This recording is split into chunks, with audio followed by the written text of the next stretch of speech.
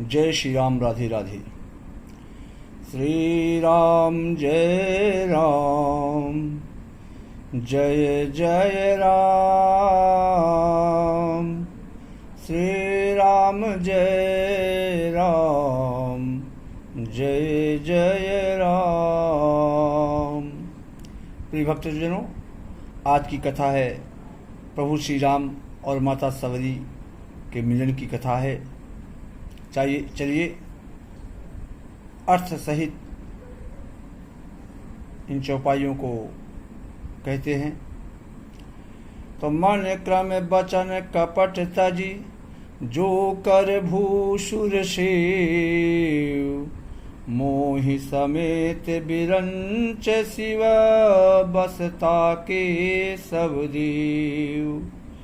मन वचन और कर्म से कपट छोड़कर जो भूदेव अर्थात ब्राह्मणों की सेवा करता है, वो मुझ समेत मोह समेत बिरंच शिव, बसता के सब देव।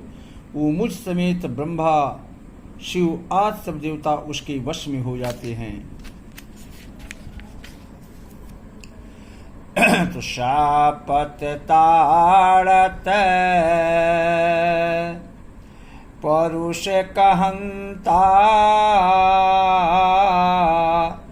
अबे प्रपोजयस गावहि संता।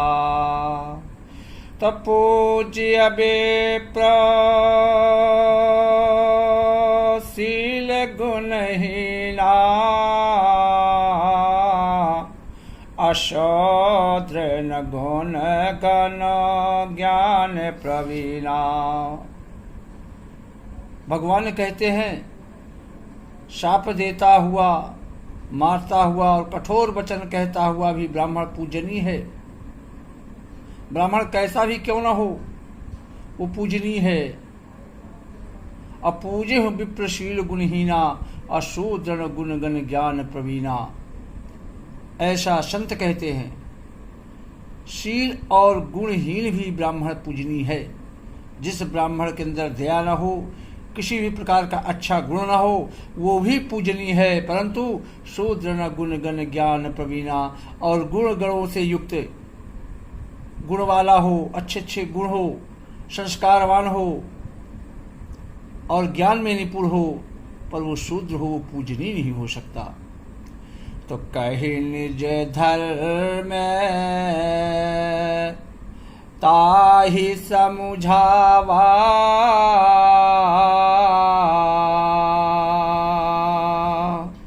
अनिज पद प्रीति देखी मन भावा।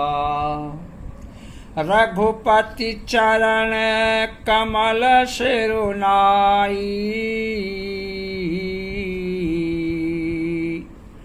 अगयऊ गगन आपन गति पाई। श्री राम जी ने अपना धर्म भागवत धर्म कहकर उसे समझाया। किसको? गीधराज को। मरणासन अवस्था में गीधराज पड़ा है। माता जानकी की रक्षा करने में वो घायल हो गया और प्रभु श्री राम के गोद में अपने शर रख करके पड़ा हुआ है। प्रभु श्री राम उसको समझा रहे हैं। अपने चरणों में प्रेम देखकर निज पद प्रीत देखे मन भावा। प्रभु श्री राम अपने चरणों में गीधराज का प्रेम देखकर वह उनके मन को बहुत अच्छा लगा। और गयऊ गगन आपने गति पाई। वह अपनी गति अर्थात गंधर्व का स्वरूप पाकर, गंधर्व था, गीधराज गंधर्व था। किसी ऋषि के शाप के वश वो गीधराज बना था। तो अपना गंधर्व स्वरूप पाकर आकाश में चला गया। तो ताहि दे गति राम उदारा, अशबरी के आश्रम पगुधारा। शबरी देखी राम गृह आए, मुनि के बचन समुझ जिय भाई। एक बार की बात है, जब मतंग ऋषि वृद्धावस्था में आए तो उन्होंने शबरी की भक्ति से प्रसन्न होकर शबरी को बोला कि हे शबरी, तुम इसी आश्रम में, इसी कुटी में रहना, एक न एक दिन भगवान अवश्य तुमको दर्शन देंगे। तो आज वही बात सत्य हो गई मतंग ऋषि की। तो शबरी देख राम गृह आए, मुनि के वचन समझ जी भाई। उदार श्री राम जी उसे गति देकर उसकी श्रद्धांजलि वगैरह क्रिया कर्म करके गीधराज की शबरी जी के आश्रम में पधारे।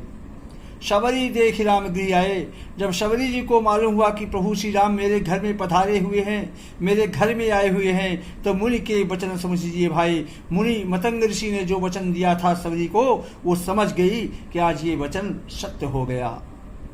तो सरसिज लोचन बाहु विशाला, जटा मुकुट शिर उर बनमाला, श्याम गौर सुंदर दव भाई, अशबरी परी चरण लपटाई। कमल सदृश नेत्र भगवान की, विशाल भुजा वाले भगवान, सिर पर जटाओं का मुकुट धारण किए हुए हैं प्रभु, और हृदय पर वनमाला धारण किए हुए हैं। सुंदर श्यामली और गोरे दोनों भाइयों के चरणों में शबरी जी लिपट गई। श्याम गौर सुंदर दो भाई, श्याम श्यामले और गोरे सुंदर दोनों भाइयों के चरणों में माता शबरी लिपट गई, चरणों में गिर पड़ी। तब प्रेम मगन मुख बचन नयावा, अपुनि पुनि पद सरोज शिरनावा, सादर जल लय चरण पखारी, अपुनि सुंदर आसन बैठारी। इतना प्रेम में मग्न हो गई माता शबरी, इतना प्रसन्न चित्त हो गई कि मुख से उसके वाणी नहीं निकल रही है। इतना प्रसन्न हो गई, कुछ कह नहीं पा रही है। बार बार पुनि पुनि पद सरोज सिरनावा, बार बार प्रभु के चरण कमलों में सिर झुका रही है, सिर नवा रही है। असादर जल लय चरण पखारे, पुण्य सुंदर आसन बैठारे।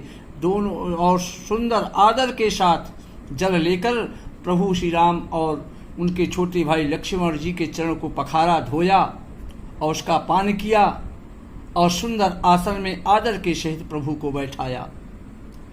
तो कंद मूल फल सुरस अति दिए राम कहुआन, प्रेम सहित प्रभु खाए खाए बारंबार बखान। उन्होंने अत्यंत रसीले और स्वादिष्ट कंदमूल और फल लाकर श्री राम जी को दिए। प्रभु ने बार बार प्रशंसा करके उन्हें प्रेम सहित खाया। तो पानी जोर आगे भय ठाढ़ी, प्रभु ही बिलो की प्रीत अति बाढ़ी। तो कहीं विधि स्तुति करहूँ तुम्हारी, अधम जाति में जड़ मति भारी। फिर से हाथ जोड़कर वो माँ शबरी बड़ी विनम्रता के साथ प्रभु के सामने हाथ जोड़कर आगे खड़ी हो गई। प्रभु के को देखकर उनका प्रेम अत्यंत बढ़ गया। उन्होंने कहा, मैं किस प्रकार, हे प्रभु, हे परमेश्वर, मैं किस प्रकार कहीं विधि स्तुति करूं तुम्हारी, किस तरह आपकी स्तुति या वंदना करूं प्रभु। अधम जात मैं जड़ मत भारी, मैं अधम जात की हूँ, नीच जात की हूँ और मूर्ख हूँ।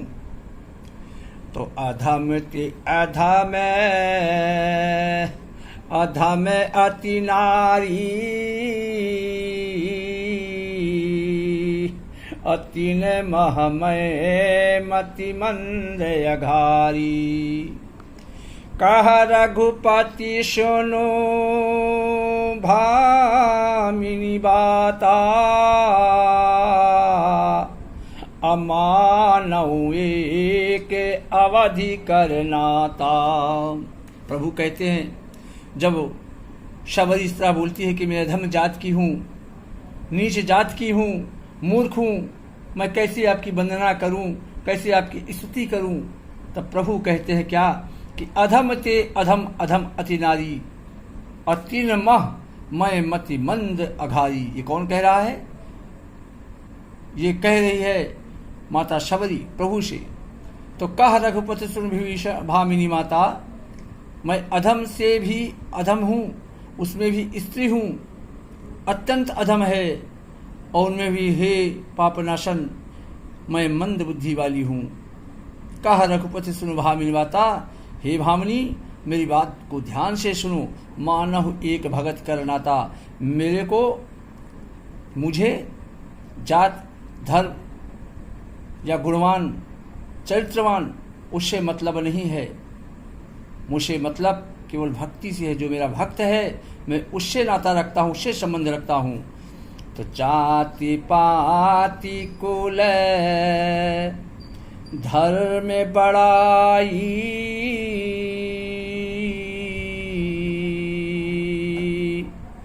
अधन बल परिजन गुण चतुराई। भगत हीन नर सोहई कैसा, अबिनु जल बारिद देखे वो जैसा। प्रभु कहते हैं कि मुझसे जाति पात कुल धर्म बड़ाई, धनवान परिवार, चतुरता, इन सबके होने पर भी अगर वो व्यक्ति के पास भक्ति नहीं है, वो भक्ति रहित है, तो वो मनुष्य मुझे कैसा लगता है? जानती हो किस तरह लगता है? कि भगत हीन नर सोहई कैसे, बिनु जल बारिद देखे जैसे। जैसे जलहीन बादल बिना जल के बादल शोभाहीन दिखाई देते हैं, ठीक उसी प्रकार भक्तिहीन मनुष्य मुझे दिखाई पड़ते हैं। तो ना अब प्रभु श्री राम माता शबरी को नवधा भक्ति के बारे में बता रहे हैं कि नव भक्ति किस प्रकार होती है। उन नव भक्ति में अगर इंसान के अंदर कोई एक भी भक्ति पाई जाती है तो मुझे प्रिय है। कि नवधा भगति कहूँ तो ही पाही,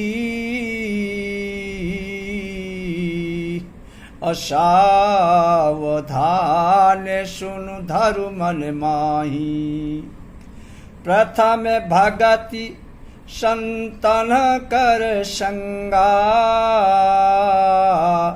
अदूसर रति मम कथा प्रसंगा। हे शबरी, मैं तुझसे अब अपनी नवधा भक्त कहता हूँ। भक्ति कितने प्रकार की होती है प्रभु शबरी को बता रहे हैं, उसके बारे में बता रहे हैं कि हे माते, ये भक्ति 9 प्रकार की होती है। सावधान सुनो धरु मन माही, तुम धीरज धर करके धैर्य पूर्वक मेरी भक्ति के बारे में सुनो। प्रथम भगत संतन कर संगा, और दूसर रति मम कथा प्रसंगा। पहली भक्ति है संतों का सत्संग। जिस मनुष्य के अंदर संतों का सत्संग है, सज्जनों का सत्संग है, वो पहली भक्ति है, पहली प्राथमिकता उसको मैं देता हूँ। और दूसरी भक्ति क्या है? दूसर रति मम कथा प्रसंगा। दूसरी भक्ति है जो व्यक्ति मेरे कथा प्रसंग में प्रेम रखता है, मेरे गुणगान करते हैं, मेरी कथा को सुनता है, वो दूसरी भक्ति है। मुझसे अनुराग, वो उससे मैं अनुराग रखता हूँ। प्रिय भक्तजनों, आज की कथा में नवधा भक्ति की दूसरी भक्ति तक ही बता पाया हूँ। तीसरी भक्ति अगली कथा में। जय श्री राम, राधे राधे।